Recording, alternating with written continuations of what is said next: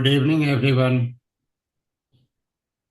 So, welcome to my podcast, Global Focus, once again. Today's topic is very interesting. In a world where alliances shift like sand, one question looms large. Is Trump's Russia strategy is a master stroke to break China-Russia bond, or is it unintentionally strengthening it? The geopolitical chessboard is in motion, and the stakes are higher than ever. From energy war to military deals, from diplomatic maneuvers to economic consequences. What does it mean for global balance of power? And more importantly, how does it impact the common man? To break this high stake game and decode the future of global geopolitics, we have with us none other than Dr. Adityanjee, President of the Council for Strategic Affairs, an expert in foreign policy and strategic affairs. Dr. Adityanjee, welcome to the show. Thank you, Mr. Sinha. Always a pleasure to come on your platform, Global Focus.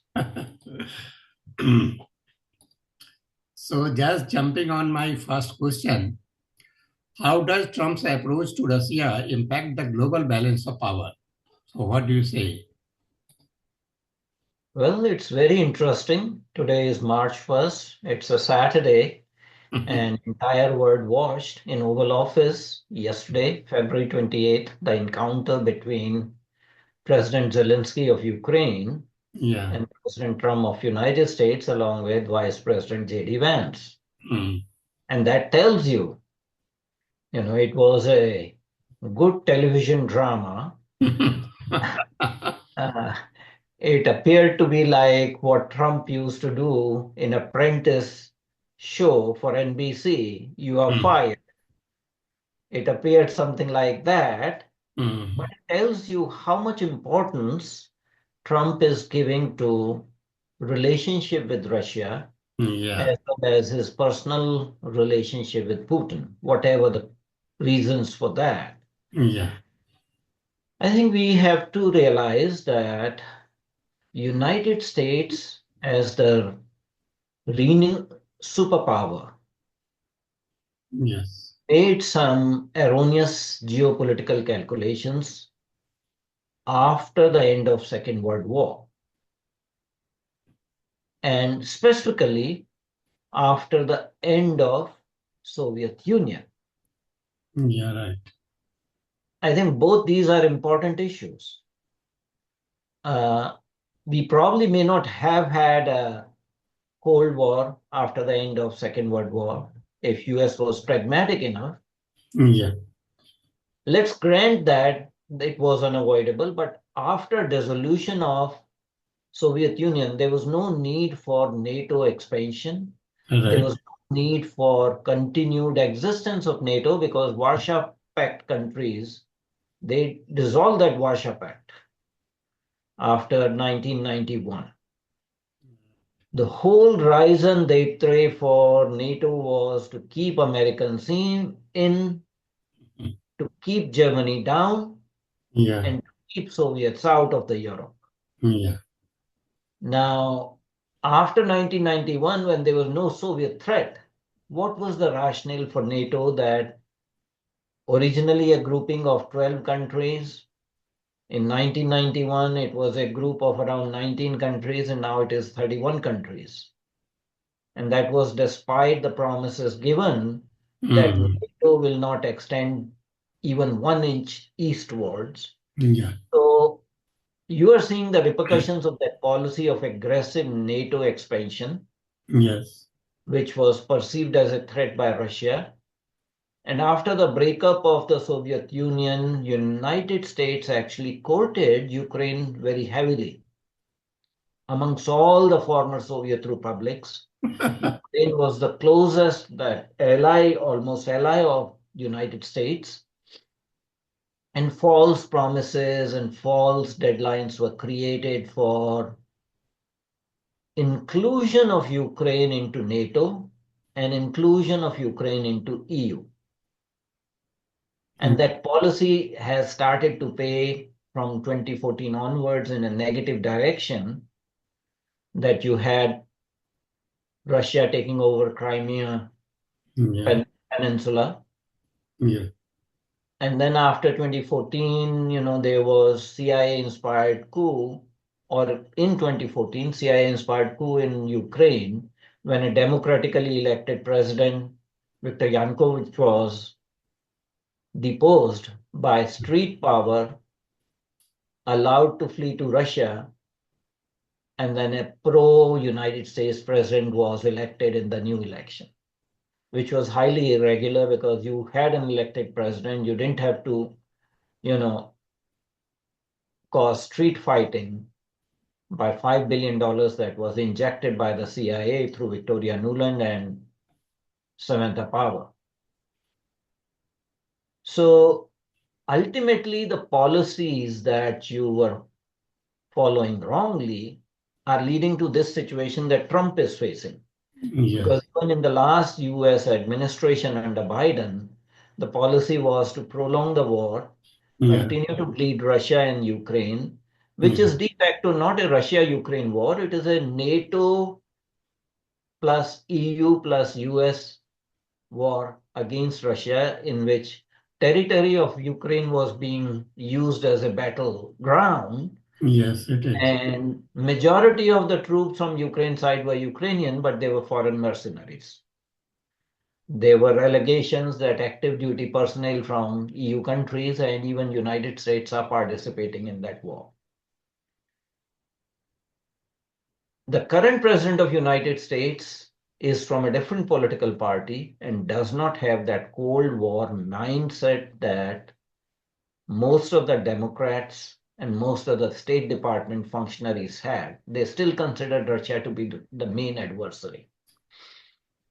And in his first term, Trump had tried to separate Russia from China, had put heavy tariffs on China while ingratiating Vladimir Putin and Russia. And people were upset that he is giving Vladimir Putin a pass. And one may not be a fan of Russia and Vladimir Putin, but I think there was some sensibility in that approach, trying to, tear asunder Russia from China, identifying China as the main ideological and main geopolitical adversary of United States. And that process came to an abrupt halt when Trump ceded office or was kicked out of the office by election results and Biden administration came. And during the time of Biden administration, when this war started, initial response was that it will be done within 3 days or 2 weeks. And a ceasefire was ultimately negotiated in April of 2022. But Boris Johnson, UK Prime Minister, flew into Kiev and scuttled the agreement. So there was every attempt, and the rationale was that if we bleed Russian Federation in this war, we keep on prolonging this war, Russian economy will be in tatters. Russian armed forces morale will be low to the boots. And some of the think tanks in Washington, D.C. were talking about at that time breaking of Russian Federation into smaller countries. And again, the rationale was that if at the end of Cold War we could break Soviet Union into separate countries, why can't we break Russian Federation into separate countries? So that was the mindset, against the background of which Trump came for the second time 35 days ago or 37 days ago, whatever. So it's a tall order in such a short period of time to change the geopolitics entirely. It takes time. And what Trump is doing is trying to take Putin into confidence while putting tariffs on China and, of course, on any other country that he feels like. But what he's trying is to engage Russia so that Russia-China axis is not strengthened. That is the attempt of Donald Trump. One relevant question coming to my mind. What do you think is the strongest reason behind this shift of attitude in American? You need to understand that it is a different administration, ideologically different. Okay. And even in Republican Party, Donald Trump is ideologically very different. He's a businessman. He believes in making money, believes in deal making rather than making war and fighting war. In fact, he dodged the draft several times, US. So he was not inducted or drafted into United States Armed Forces. So he never served in the armed forces. And he does not consider war to be the most optimum outcome. In his first term, he did not initiate a new war, and he wants to take credit for that. He wants to be seen as a peacemaker. He would like economy to thrive, and that's why his whole MAGA movement and America First policies, because United States has declined economically and is on the path of decline. So he sees that and he does not want that to continue. So he's doing domestic reforms in a very revolutionary manner. Last 38 days or so, you have had so many executive orders. Federal bureaucracy is being slashed from non-military federal bureaucracy from 2 million to possibly 1 million or whatever. Each department is being affected. His defense secretary has talked about 8% per year reduction in defense budget. Donald Trump himself has said that if three countries, United States, Russia, and China, slash their defense budget by 50%, that money can be utilized for much better purposes. Some people say that he has ambitions about getting a Nobel Peace Prize. Whatever the motivations, he is trying to portray that he's not a war president, he's a peace president, he's a peacemaker, he's a deal maker, and we need to understand that rationale. Furthermore, he does understand that primary adversary for United States in international geopolitics is China, not Russia. Russian economy is in tatters, it's in decline. Why continue to antagonize Russia?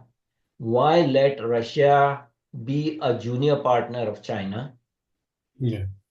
And that's why he is trying to do this slow re-embrace of Russia, trying to settle this war, because this war is a very, very prominent reason why Russia will continue to be isolated internationally and Trump will not be able to do business with Russia, or even for that matter, Ukraine, in certain sense that he wants to do this mineral and rare earths deal with Ukraine. And for that to be successful, he needs peace there. He needs quote unquote blessings of Putin. Because you invest money, you do the rare earth. China has a monopoly on rare earth supply all over the world. Almost 85% of rare earth supply is under Chinese control. And what China does, that in order to punish a country, they stop delivering rare earth metals and minerals which are used in high-tech industry. They punished Japan I think in 2011, stopped all exports to Japan for rare earths. So Trump is trying to diversify the supply and sources of rare earths and minerals. Ukraine figures in that strategy. But in order for United States to deeply mine on Ukrainian land, you want peace there. And that peace is not possible as long as Russia and Ukraine and EU and NATO are fighting a war. So in a sense, he is becoming a deal maker in this situation and says that, if United States does this deal, Russia will no longer be incentivized to attack Ukraine. because US would be there. So do you So think, he has his own rationale there. yeah, do you think the declining economy of America is the strongest reason behind this change of attitude? Because the war was costing America too much support to the West Asia, to the Hamas and the Israel, and support to the Ukraine. So it was costing too much to America, and America needs to save their economy. So that forced them to just change the attitude. Look, it is very obvious whatever you just said. But that was true 6 weeks ago. Yeah, That was true 6 weeks ago when there was a different president. yeah. Why that president did not comprehend that Mm, American economy is declining, your debt to GDP ratio is very high. yeah. You have more debt than your economy is $29 trillion, Mm, and your external debt is 37 trillion, $38 trillion. It's not sustainable, but yes, they kept on pouring money into the war. So yes, Donald Trump realizes that, United States is a declining power. That's why he's saying make America great again. America first, focus on US economy, mm, put tariffs on produce or products from other countries so that domestic manufacturing can be sustained. So he understands all that. That is why he's trying to bring this change in attitude. Whether he'll be successful or not is a different issue altogether. While he's trying to do that, there was some conversation between Putin and Xi Jinping on February 25th. And they said that, our relationship is independent of any other relationship. Our relationship will continue. We have strategic partnership. In fact, Russia and China are land neighbors. yeah. So they share a land border. And the Mm. bilateral trade between Russia and China has grown up to around $245 billion. you know. And this trade is actually in favor of Russia because Russia imports around $115 billion worth of goods and products from China, Mm. but Russia sells to China around $129 billion. So Russia is probably one of the rare countries with which China has trade deficit because Russia is selling a lot of hydrocarbons and energy and weaponry to China. So it's not in Putin's good interest to stop that bilateral economic relationship. Strategic relationship is a different issue, but economic relationship will probably continue. Now, if you look at US-Russia bilateral trade, it came down to $3.5 billion, $3.5 billion in 2024. United States exported $590 million worth of products to Russia and imported $3 billion products, mainly energy and all that kind of thing, uranium, from Russia. So how do you impact that high volume economic relationship between Russia and China? It's not just possible, but at least politically, geopolitically, and strategically, if you can change the attitude and bilateral relationship and not put unilateral sanctions on Russia, that is what Donald Trump is hoping. Maybe the nature of relationship will be transformed and Russia will not be demonized as the main, Adversary of threat United toward States. peace, Mm. and the focus would be on trying to contain China. That is the hope. So you think United States won't succeed in this weakening the Russian and Chinese partnership? Look, we talk about geopolitical situation, it does not develop overnight. Yeah. It happens over a period of time. Now, in last 4 years, during Biden's presidency, you saw alignments and realignments. So one of the realignment was a new quadrilateral grouping, which is called CERN. Now, what does CERN stand for? C for China, I for Iran, R for Russia, and N for North Korea. Previously, North Korea used to be totally isolated country. Yeah. The only support North Korea was getting was from China. But because of this Ukraine war, now Russia has closer relationship with North Korea than even China. And China is upset about it. In fact, there was a summit meeting between the two countries, Russia and North Korea. Yeah. Although the bilateral trade is still low, Mm. but North Korea has agreed to provide Russia with soldiers, North Korean soldiers who are fighting in Ukraine. And Russia is going to pay anywhere from 300 million per year to $1.3 billion per year to North Korea for these soldiers or mercenaries, if you may call them. So the war has changed the geopolitical alignments, and this new grouping has come, CERN. How do you overnight dismantle that? There has to be some incentive for Russia to not have such closer relationship with China, with North Korea, with Iran. In fact, Iran is supplying drones to Russia. Russia is short in arms and ammunitions. China is not giving arms and ammunitions, but Russia is getting some arms and ammunitions from Iran and North Korea. I mean, you are talking about that level of decline of Russian stockpiles. So any meaningful action has to be genuine, has to be backed by confidence building measures. It has to show in behaviors. If you keep on sanctioning Russia all the time, and these are not United Nations sanctions, these are unilateral sanctions either from US or from NATO or from EU. Mm. You're seeing the results. And what Donald Trump is trying to do is to normalize Russia's existence as part of the International Committee of Nations, Right.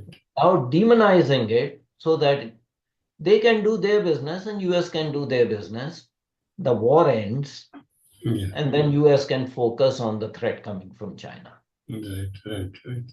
So what are the economic consequences of the improved US-Russia relations for the average person globally? Look, the relations have not improved.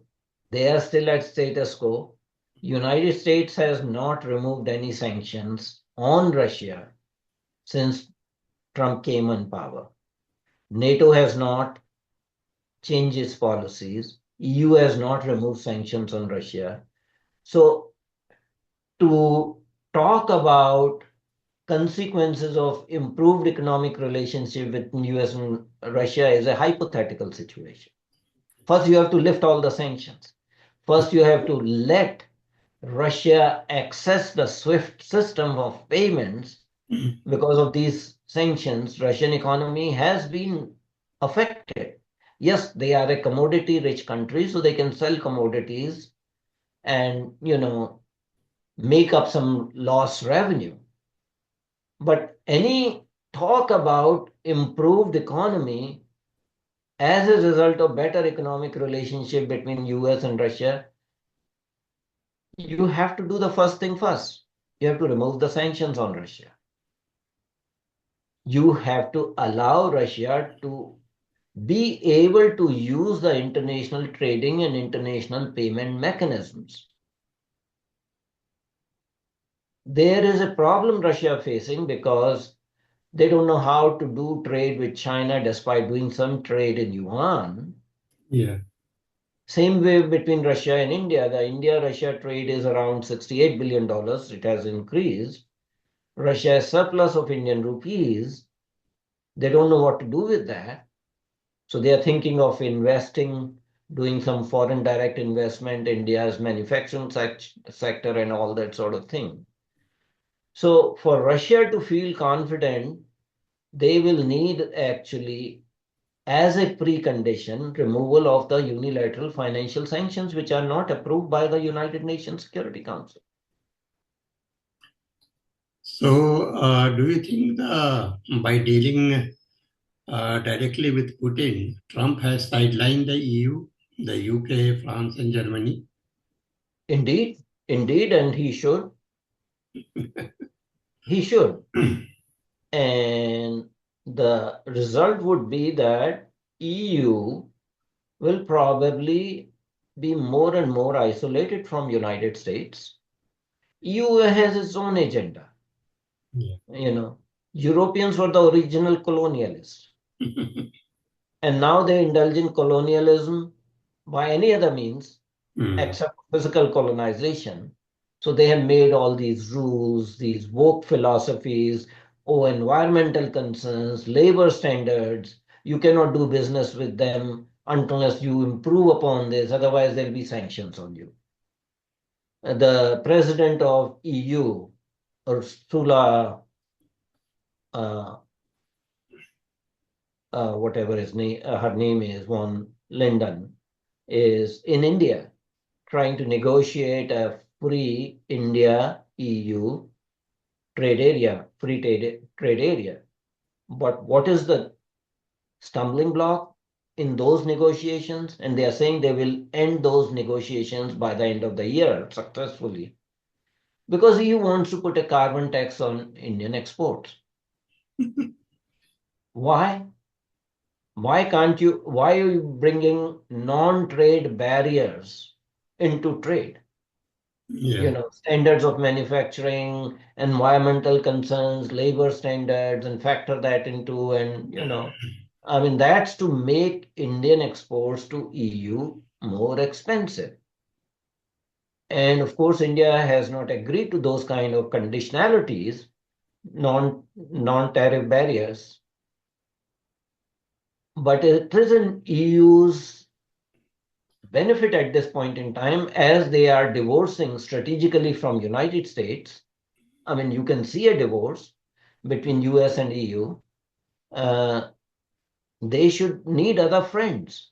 So they are trying now to recultivate their relationship with China and India, because they are so much in fear of Russian bear. They just cannot actually have good relationships with Russia, which is a European country, Yeah. proper normal sense. Mhm. So your relationship with US is going down the drain. You don't have good relationship with Russia. What would you do? You would try to improve your economic and strategic relationship with both China and India, and you will have to make concessions. You'll have to stop these non-tariff barriers in trade. So if they are able to successfully do that, that will be in EU's benefit and India's benefit. But yes, we are seeing a mutual divorce between US and EU, and possibly US and NATO. In the first term, Mr. Trump did talk about, leaving NATO.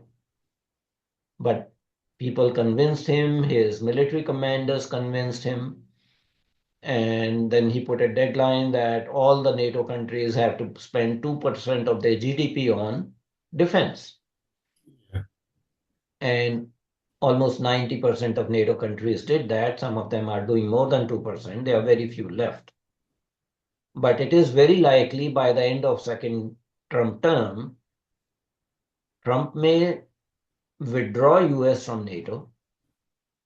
Okay. And actually, there is no reason why NATO should exist. Yes. It should have been dissolved after Warsaw Pact dissolved, after Soviet Union collapsed and dissolved. The only reason for NATO to exist was to contain Soviet Union, and since that is no longer there, why do you need NATO? NATO actually has become one of the biggest warmongers. Yeah. NATO's jurisdiction initially was thought to be only in Europe. but they extended it to Asia. So NATO troops participated in Afghan war, Afghan Second War. NATO troops did participate in Iraq Second War. NATO troops did participate in Libyan, regime change operation. So biggest threat to peace internationally, it was not Russia, it was NATO. And we are likely to see that NATO has already lost its importance in post-Trump presidency. Yeah. Uh, but it is likely that NATO may not exist. If US withdraws from NATO, there's nothing left in NATO. Then Europeans have to take care of their own defenses, which is fine. They should be willing to do that. So if the EU is sidelined, UK, France, and Germany, they are sidelined, and they don't get any benefit from the accord that might come up between Russia and Americans. And so because they both only benefited, Russia will get whatever land they have already occupied, they are going to keep it, and the Americans only benefited. And if they are sidelined, do you see there is any chance of restarting the war in future, in near future? Restarting the war in Ukraine? Yeah. Look, Europeans don't have the guts for sustaining a war independently. They can do some belligerent, hostile rhetoric, but they don't have the capabilities to sustain a long war. Yes, initially, all of the European leaders have promised Ukraine that they will not leave their side. In fact, today there's an emergency European summit in favor of Ukraine after yesterday's Oval Office fiasco. And all of them are giving messages of support to Zelensky, which is understandable. But whether they will be able to A, provide financial support, B, arms and equipments to Ukraine to continue this war, that is highly doubtful. They will make efforts. They will make efforts to prolong this war. They will try to tell Zelensky that we will give you arms, we'll give you equipment, we'll give you some mercenaries, not active duty soldiers, but mercenaries. And if US does not want to support you, continue with this war because their goal is different. They want Russia to be drained. They want Russia to be weakened. They want Russia to be broken up. That's the EU strategy, which is different from the current US administration. 6 weeks ago, both of them had similar strategy. Now there's a rupture. So you will see some interesting calculations and equations. European countries are not going to change their rhetoric overnight. They will continue to do what they are doing. But I don't think Trump will be pressurized by European Sorry to countries. interrupt you. I have nearly only 4 minutes left. I have got one more question. Go ahead. So, could Trump's Russia policy lead to the increased global tension or foster international cooperation? I don't think it will increase global tension because Trump is portraying himself as a peace president. He is saying, I'm a peacemaker. I want normal trade to be resumed. I want to divert the military resources to commerce, to manufacturing products, to improving the quality of life. So, if at all there is some tensions that will remain in Europe, Europe is not entire world. Let's not equate Europe with the world. The two world wars that they started in Europe. They should be considered great European wars, not great world wars. Similarly, any continued conflict because of white tribal rivalries in Europe should not be equated as threat toward peace. And if United States dissociates from Europe, the severity of whatever conflict is there in Europe will be at a very low level. And ultimately, that will help in fostering a peaceful world. Because the war in Ukraine was totally nonsensical. All you needed was guarantees that NATO will not give membership to Ukraine. So NATO will not be on the doorstep of Russia. And people of Russian ethnic origin in Ukraine will not be mistreated. Now, if you are not willing to do that, you are seeing the consequences. So I don't think that the global tensions will increase because of Trump's rapprochement with Russia and Putin in whatever order, whether Putin and Russia or Russia and Putin. But he's suggesting that Russia is not such a threat. And I think that is true. So thank you, Dr. Adityanjee. Thank you so much. So the world is changing faster than ever, and behind the headlines lie deeper strategy that shape the future. With Trump's Russia's policy shift, the balance is this another geopolitical illusion. The answers aren't simple, but the conversation must continue. Stay tuned, stay informed, and we'll see you in the next episode. Don't forget to share your thoughts. Thank you, sir. Thank you so much for your valuable Thank time. you very much indeed. In fact, we saw a very interesting exchange yesterday on the TV in Oval Office. Yeah. That will be cited in, scholarship on diplomatic issues for future to come. Thank you, sir. Thank you so much. Namaskar.